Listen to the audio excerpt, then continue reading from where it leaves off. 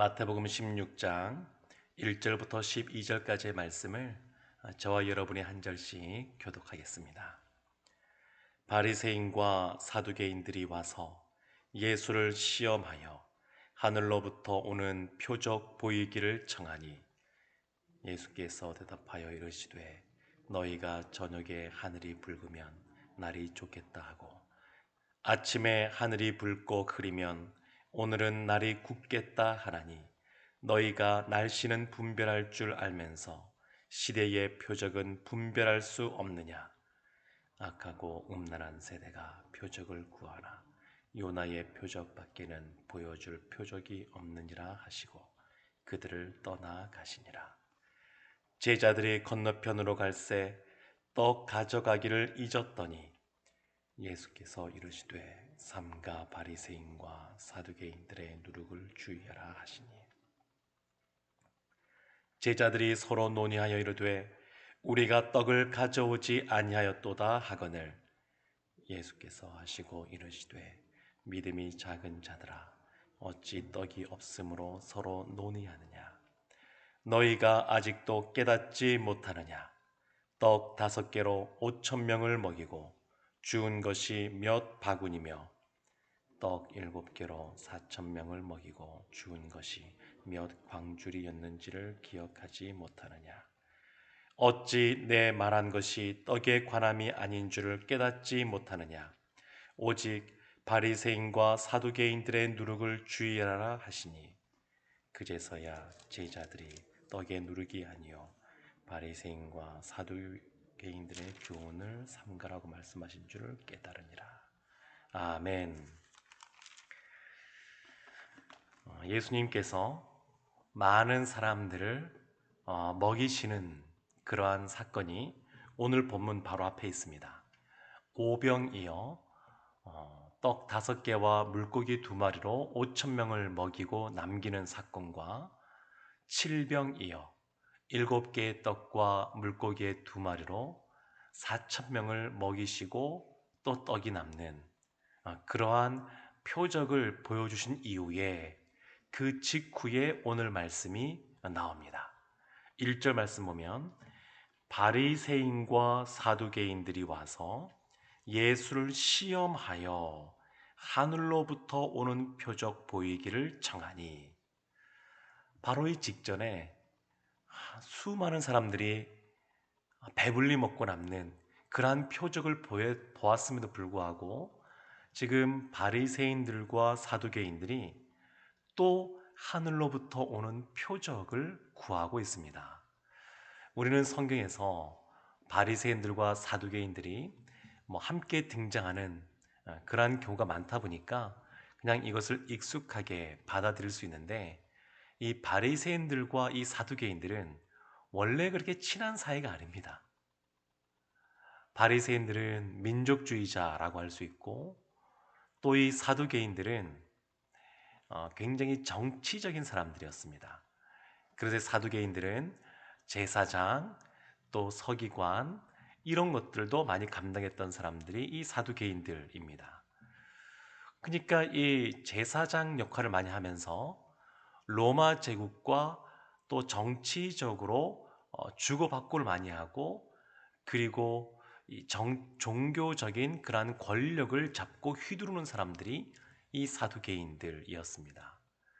이 사두개인들은 구약 성경 전체에서 모세 오경만 우리는 믿는다 라고 말하는 사람들이었고 천사도 없고 부활도 없고 그리고 나중에 우리가 이 땅의 삶을 다한 이후에 가게 될 하나님 나라 천국도 없다 그렇게 말하는 사람들이 이 사두개인들이었습니다.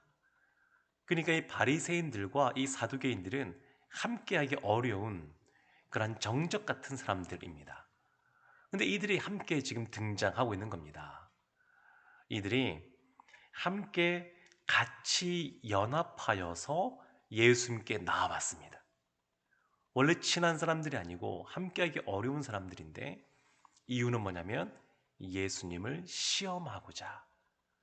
그래서 예수를 시험하여 라고 이렇게 분명히 나옵니다. 시험이라는 것이 꼭 다 나쁜 단어는 아닙니다. 하나님이 아브라함을 또 욥을 시험하기도 하셨습니다. 근데 그것은 결국 아브라함에게, 욥에게 더 좋은 것들을 주시기 위하여 테스트, 시험하시는 거고, 지금 이들은 그것이 아니라 예수님을 어떻게 해서든지 간에 넘어뜨리려고, 어떻게 해서든지 간에 사람들로부터 인정받지 못하게 하려고, 그런 마음이 그들 마음속에 있는 상태에서 예수님을 시험하는 겁니다. 그래서 하늘로부터 오는 표적을 구하니까 예수님께서 뭐라고 말씀하시냐면 2절과 3절에서 날씨에 대해서 말씀하십니다. 우리는 그렇지 않은데 이 유대인들은 아마 이렇게 봤던 것 같습니다. 저녁에 하늘이 붉으면 내일은 날씨가 아주 좋겠구나. 그리고 아침에 하늘이 붉고 또 흐리면 오늘은 날씨가 굽겠구나, 안 좋겠구나. 그러니까 사람들이 하늘을 바라봐도 날씨를 분별할 수 있는데 예수님께서 3절 끝에 보면 시대의 표적은 분별할 수 없느냐.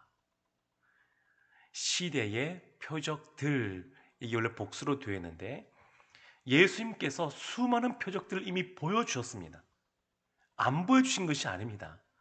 바로 이 앞에도 보면 칠병이어의 그런 기적, 오병이어와 더불어서 칠병이어의 기적, 그들은 상상도 못했고 그리고 생각할 수도 없는 그 놀라운 기적 아니겠습니까? 그 조그마한 떡과 조그마한 그런 물고기를 가지고 남자만 5천 명, 남자만 4천 명 먹고도 남는 그러한 표적을 이미 보여주었습니다. 그래서 예수님이 4절에서 이렇게 말씀하십니다.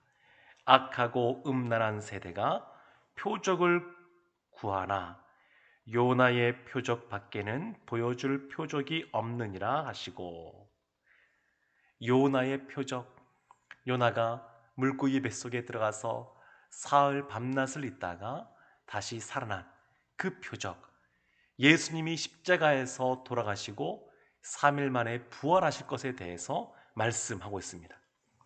그래서 이 바리새인들과 이 사두개인들이 예수님께 와서 시험하여 표적을 구하는 것은 그들의 마음속에 예수님을 믿고자 하는 것이 있는 것이 아니라 예수님을 어떻게 해서든지 넘어뜨리려고, 한마디로 말하면, 다른 식으로 표현하면 예수 믿을 생각이 전혀 없이 예수님께 이와 같은 것을 요구하는 겁니다. 이런 분들은 아무리 예수님이 많은 표적을 보여주어도 받아들이지 않습니다. 왜냐하면 표적은 예수님께서 그것만으로도 예수님이 그리스도이심을 알 수 있도록 이적을 행하시는 것을 표적이라고 말하는데, 표적이 있어야 사람들이 믿는 것이 아니라 믿음이 있어야 표적이 보이는 겁니다. 예수님께서 이미 많은 표적들을, 이 시대의 표적들을 보여주셨습니다.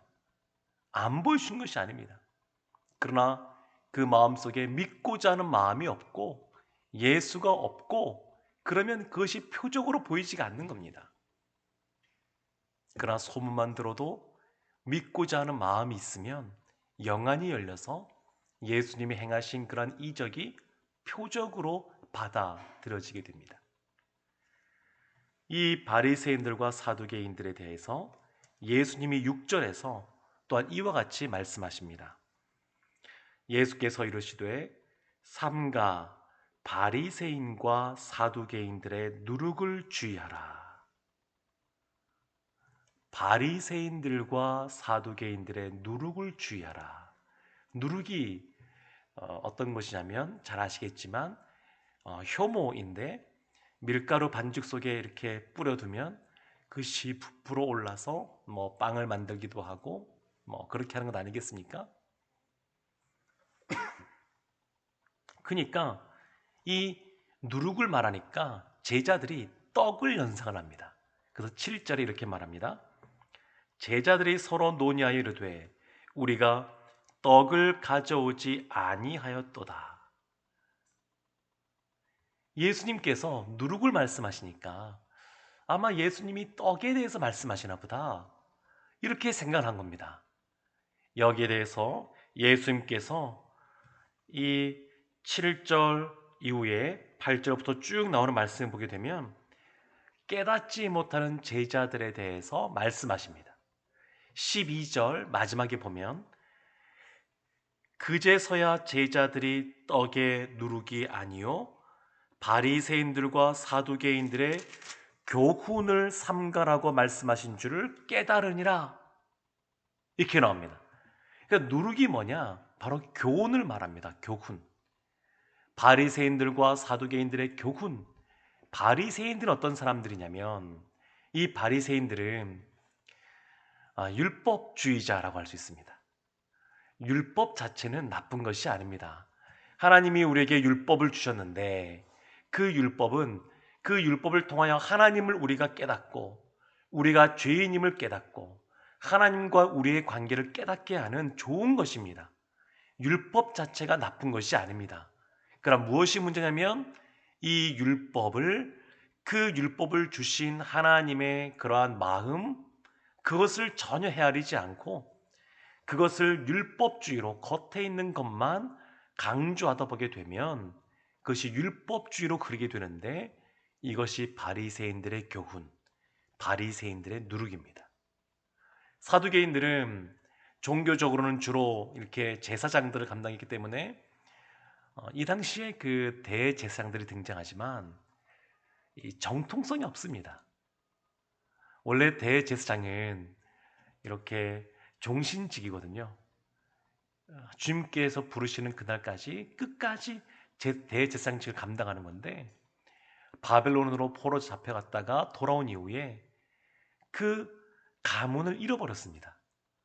그래서 예수님 당시에 대제사장들이 많이 등장하는 겁니다. 그러니까 뭔가 정통성의 문제들이 좀 있습니다.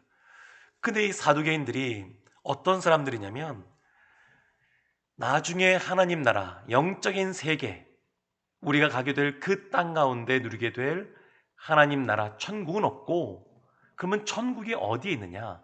이 땅에 있다. 이 땅에 유토피아를 형성하는 것이 바로 천국이다. 그들은 그렇게 생각했습니다.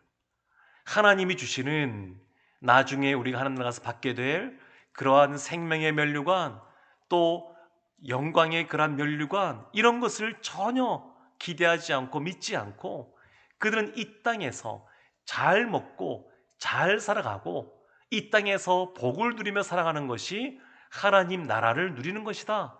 사두개인들은 그렇게 생각했습니다. 이것은 결국 어디로 흘러가냐면 세속주의로 흘러갑니다. 이것이 사두개인들의 교훈, 사두개인들의 누룩입니다.